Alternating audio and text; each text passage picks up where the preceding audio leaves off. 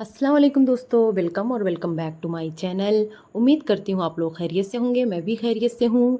आप लोग वीडियो को पूरा देखना क्योंकि आज के रिएक्शन में मैं कवर करूँगी सितारा यासीन के इंटरनेशनल ट्रिप के बारे में, उसके भाई फ़ारूक के बारे में, इसके फंडिंग के बारे में और इसके अलावा भी बहुत सारी बातें होंगी अनीता और रमज़ान के भी बारे में। तो आप लोग रिएक्शन को लास्ट तक देखें। वीडियो कैसा लगा कमेंट सेक्शन में ज़रूर बताएं।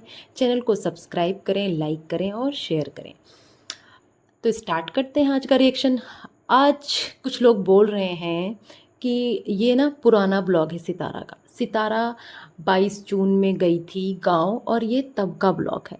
तो मैं उन लोग को क्लियर कर दूं कि ऐसा कुछ भी नहीं है, ये पुराना ब्लॉग नहीं है। ये ब्लॉग जो है साथ के साथ ही चल रहा है, इसी मंथ के ब्लॉग हैं ये। अभी ये मुहर्रम के ही ब्लॉग हैं इसके, ये पुराने ब्लॉग्स नहीं हैं। इसका सबूत लोग ये दे रहे हैं कि साजिद के कार में डेट दिखी थी।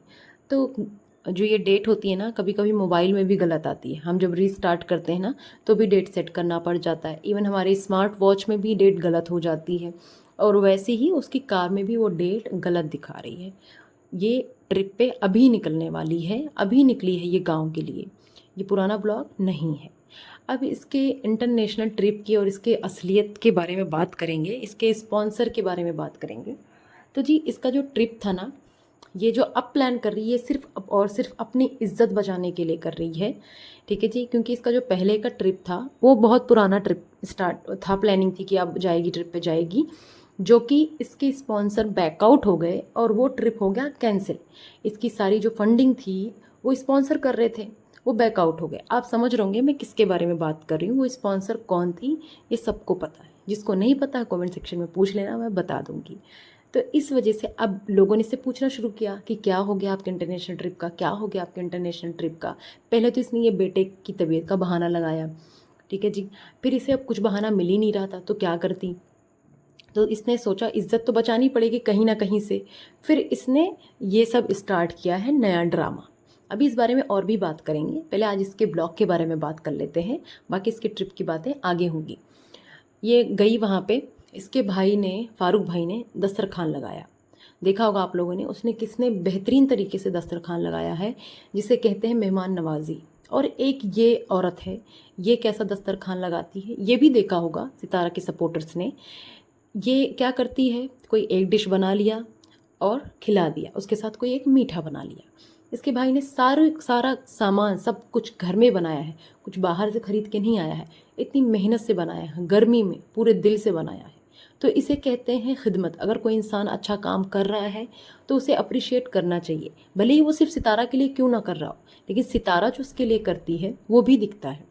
ये क्या करती है, सोती होती है, सो के उठेगी जब उसका भाई आता है, या तो किसी बहाने से बोल चलो कौसर के यहाँ घूम आते हैं, चलो वहाँ भी चाय नाश्ता कर लेते हैं।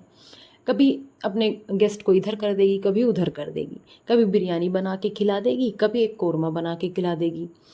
मज़े की बात तो ये है कि ये बोलती है कि मैंने ये सब ना काफ़ी टाइम से छोड़ा हुआ है, यानी कि जो कुछ भी उन्होंने दस्तरखान पे लगाया हुआ था, ये बोलती कि मैंने ये सब कुछ काफ़ी टाइम से छोड़ा हुआ है और मुझसे बिल्कुल खाया नहीं जा रहा। हाँ, गोबर औरत, इससे कैसे खाया जाएगा, इसको तो कचरा खाने की आदत है।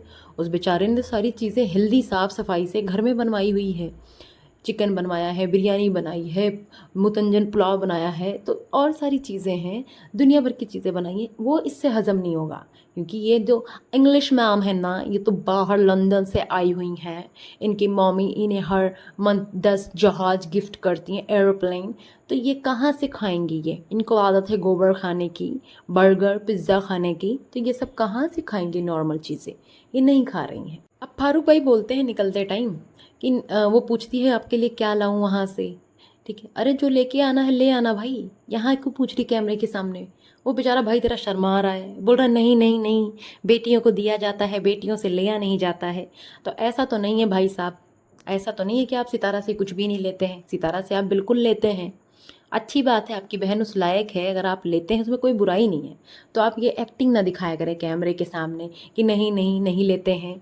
अल्लाह ने आपकी बहन को सिलेक्ट कर दिया है। कोई भी भाई बहन है, चाहे बड़ा हो चाहे छोटा हो, अगर बहन भाई से ज़्यादा पैसे में है और उसकी मदद कर सकती तो बिल्कुल करे, कोई बुराई नहीं है। लेकिन इसमें एक्टिंग ना करें आप, जैसे आप वो एक्टिंग कर रहे थे ना कैमरे के सामने कि फारूक वो रमज़ान तो हमारा भांजा है, वो हमारे घर का आदमी है, वो यहाँ पे कोई नौकर नहीं है। वो सबको दिखता है कि नौकर है कि नहीं है। इसके बच्चों की बातें करते हैं। इसके बच्चे वो जैसे नाजुक की कली होती है ना, वैसे हो चुके, बिल्कुल फूल। ज़रा सी गर्मी लग रही ना, इसके बच्चे मुरझा जा रहे हैं। मुस्तफ़ा गर्मी से वॉमिटिंग कर रहा था, इसकी वजह से कार में एसी ऑन करके बिठाया है उसे। वाह रे नकली अमीरों, ऐसे नकली अमीर ना मैंने बहुत देखे हैं, लेकिन ये उन सब में सबसे ऊपर है। भिखारी जब एकदम से अमीर होता है ना तो उसके ऐसे ही रंग बदलते हैं। वो थी ना एक इंडिया की रानू मंडल, अगर आप लोगों ने सुना होगा, नहीं सुना है तो प्लीज़ आप लोग सर्च करके देखना, रानू मंडल, जिसे रातों रात हिमेश रेशमिया ने ना क्या से क्या बना दिया था। लेकिन उसकी जो औकात थी, जो उसकी असलियत थी ना, वो नहीं भूली। वो अपनी हरकतें दिखाती रही और आज फिर वहीं आ गई ज़मीन पे। ये वही लोग हैं जिनके घर में बराबर लाइट तक नहीं आती थी, पंखे में सोते थे, और आज बिना एसी के वॉमिटिंग आ रही है। इतनी नकली अमीरी, इतनी गर्मी है, लेकिन आयत के बाल नहीं बनाए हैं। उसके बाल तो खुले हुए ही हैं, उससे गर्मी नहीं लग रही उसे। इस लड़के ने अपनी हेयर कटिंग नहीं कराई इस गर्मी में। अब्बू की हेयर कटिंग कराई गई, इसकी नहीं कराई गई। तब इससे जो है गर्मी नहीं लगती। ये झबरे जैसे बालों में ये लड़का घूमता रहता है, हमेशा ही ऐसे लगता है नींद में है, फ्रेश ही नहीं हुआ है, बिल्कुल ही नीयस्ती लगाई रहती है। तब ये नहीं दिखता इसको कि क्या कर रहा है ये लड़का, गर्मी नहीं लगती तब इसे। कौन से कश्मीर से रह के आई हो कि कश्मीर में ही बसेरा है, और जो है अब बिल्कुल भी गर्मी बर्दाश्त नहीं हो रही। कश्मीर से सीधे रेगिस्तान में आ गई है, बर्फ़ से, पहाड़ों से, कि बिल्कुल ही बर्दाश्त नहीं हो रही, बर्दाश्त के बाहर है। इतना नाटक, इतना नाटक ऐसे नहीं करो। बहुत बहुत रईसज़ादे हैं जो हर तरह से एडजस्ट करते हैं। और सितारा जैसे लोगों पे ना मैं थूकना भी पसंद ना करूं, ठीक है। और रही बात इसकी, जो लोग मुझे आ जाते हैं बोलने कि आप क्यों बोल रही हो उस पर, वो गलत कर रही हो, उसे करने दो, आपका क्या जाता है, तो मैं बोलूँगी, मैं गलत को गलत बोलूँगी। मैं चापलूसी नहीं करूँगी सितारा की। मुझे अगर आप लोग बोलते हैं ना कंटेंट, व्यूज़ और सब्सक्राइबर ये चाहिए होते हैं ना, तो मैं बहुत लोगों की तरह सितारा की तारीफ़ कर करके ना यहाँ पे सब्सक्राइबर बटोर रही होती, व्यूज़ बटोर रही होती। लेकिन मुझे चापलूसी करने का कोई शौक़ नहीं है। ना मैं सितारा के नाम पे घंटों की लाइव लगाती हूँ, ना ही मैं 25-25 मिनट की वीडियो बनाती हूँ।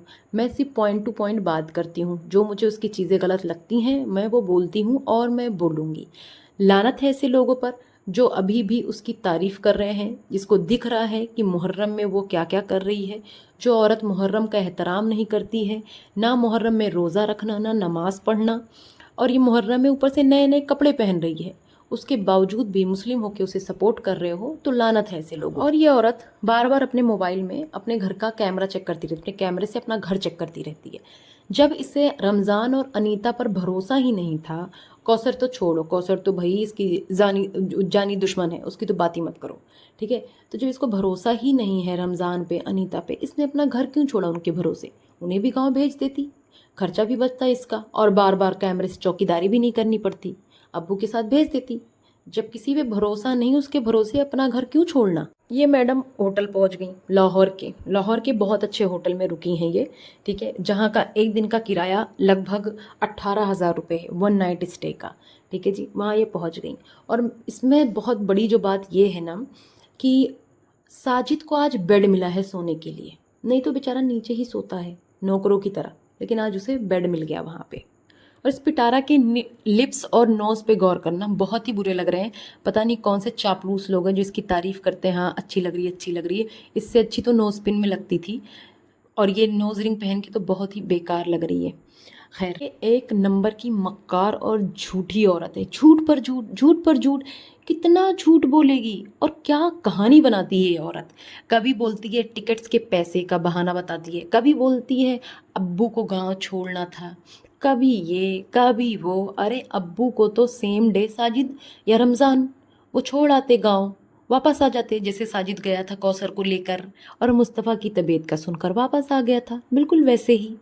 और बच्चे कौन सा एंटरटेन करते हैं भाई आपके अब्बू को, हमने तो नहीं देखा। कि अब्बू के साथ कभी बैठ के गप्पे लगाते हो, हंसी ठहाके मारते हो। पिटारा ज़रूर एंटरटेन करती है। कैसे? कभी बीबी नंबर 1 बन के मटक मटक के चल के दिखाएगी अब्बू को, कभी इंग्लिश मैम बन के दिखाती है, बिना दुपट्टे के घूमेगी उन्हीं के सामने मटक मटक के। ऐसे एंटरटेन करती है अपने अब्बू को। बच्चे तो अपनी दुनिया में मस्त रहते हैं। बच्चों को खाने खेलने से फुर्सत ही नहीं है। उस बेचारे जो टाइम मिलता है मस्त सोते हैं। टाइम मिल गया तो खा लिया पी लिया। हमने तो नहीं देखा कि मुस्तफ़ा कभी बैठकर अब्बू से बात भी करता हो।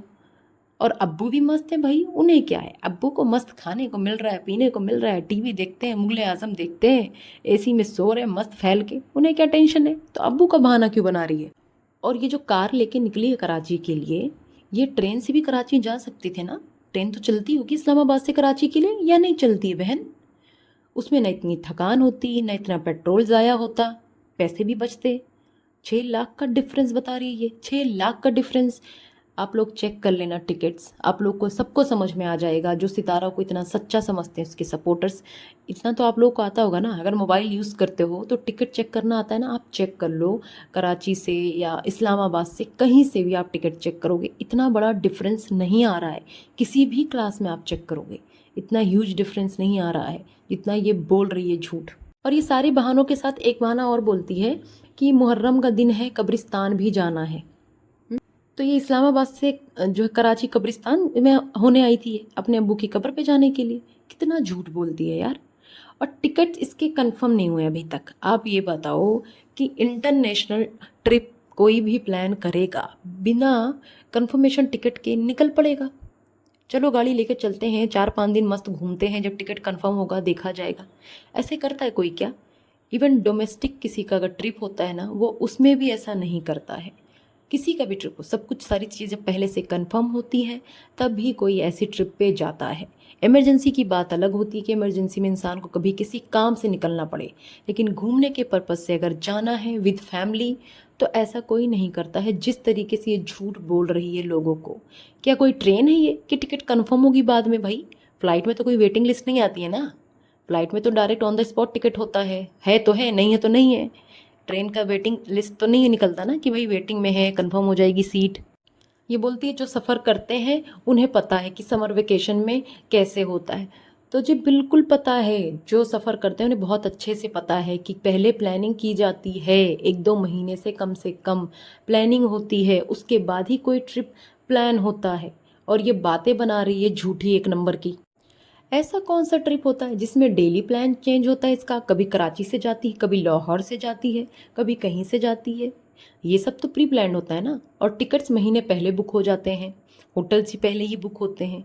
और बार बार इंटरनेशनल ट्रिप पे जा रहे हैं, इंटरनेशनल ट्रिप पे जा रहे हैं। अरे बहन, 2 महीने से तू यही बता रही है इंटरनेशनल ट्रिप। अब तो तू गाँव भी ट्रिप पे जाएगी ना तो लोगों को यही लगेगा कि इंटरनेशनल ट्रिप है। तो लोग समझ चुके हैं कि इंटरनेशनल ट्रिप पे ही जा रही है तू, तुझे बार बार ये बोलने की ज़रूरत नहीं है। ये 25 लाख के टिकट की बात कर रही है। आप ये बताओ, इन लोगों के लिए 24-25 लाख रुपए कोई बड़ी बात है ही नहीं। अपनी माँ को लाने के लिए इसके पास पैसे नहीं है, ड्रीम हाउस के लिए इसके पास पैसे नहीं है, मस्जिद बनवाने के पास अभी पैसे नहीं है। हर चीज़ के लिए भीख मांगना है, सिंपैथी कार्ड खेल खेल के, किसी ना किसी बहाने से, डायरेक्टली इनडायरेक्टली। और 25 लाख रुपए ट्रिप पे खर्च करने के लिए इसके पास है। ये तो 18 लाख तो सिर्फ टिकट की बात है, ठीक है। इसके अलावा और भी एक्सपेंसेस होते हैं, खाना पीना, शॉपिंग करना, सारी चीज़ें करना, तो उसमें पैसे नहीं लगते। सारी चीज़ों के लिए तो चंदा मांगती है, ये भीख मांगती है। और ये इसे देखो, ये बिजनेस क्लास में सफ़र कर रही है, बिजनेस क्लास की टिकट्स ले रही है। भाई हमारे यहाँ जो सेलिब्रिटीज़ है ना, वो भी एडजस्ट करते हैं, वो भी हमेशा जो है इसी में सफ़र नहीं करते हैं, बिजनेस क्लास में ही। बिजनेस क्लास में सिर्फ एलीट लोग ही करते हैं, और एलीट लोग भी कभी कभी नहीं करते हैं। उन्हें लगता है कि नहीं ये बेटर है तो हम इसमें कर लेते हैं, ज़रूरी नहीं है कि इसी क्लास में करेंगे। ये तो उनसे भी रईस है। लोगों ने तो इसका मतलब बेवजह बदनाम कर रखा है। पाकिस्तान गरीब देश है, पाकिस्तान में इतनी तंगी है, पाकिस्तान में परेशानी है। अरे इस मैडम को देखो, ये क्या है, ये अरबपति है, इसके पास इतने पैसे हैं। जो इंसान एक ट्रिप पे इतने पैसे खर्च कर सकता है, जाहिर सी बात है उसके पास कुछ तो सेविंग होगी, या तो ये फंडिंग ही है। ये फंड के ही तो पैसे हैं, तभी तो इंसान को खलता नहीं है। नहीं तो मेहनत के पैसे जो होते हैं ना, इंसान एक एक रुपया सोच के खर्च करता है। ये बोलती है कि अभी कल तो निकलेंगे नहीं, कल 10 मुहर्रम है, क्योंकि कल हर चीज़ बंद होगी। तो ये रीज़न है। 10 मुहर्रम इस वजह से नहीं, चीज़ें बंद होंगी, जुलूस निकलते हैं और भी चीज़ें होती हैं, बंदी होती है, इस वजह से ये नहीं जा पाएगी। जब कुछ सेट ही नहीं हो रहा था इसका तो नेक्स्ट ईयर चली जाती। ये इसने कसम खा ली थी मुझे इसी साल जाना है। खैर, उम्मीद करती हूँ आप लोगों को ये ब्लॉग अच्छा लगा होगा, वीडियो अच्छी लगी होगी। कुछ अगर स्किप हो गया है तो ज़रूर डालना आप कमेंट में, मैं उस पर भी बात करूँगी। आप लोग वीडियो को लाइक करें, सब्सक्राइब करें चैनल को और ऐसे ही सपोर्ट करते रहें। बहुत बहुत शुक्रिया आप लोगों का।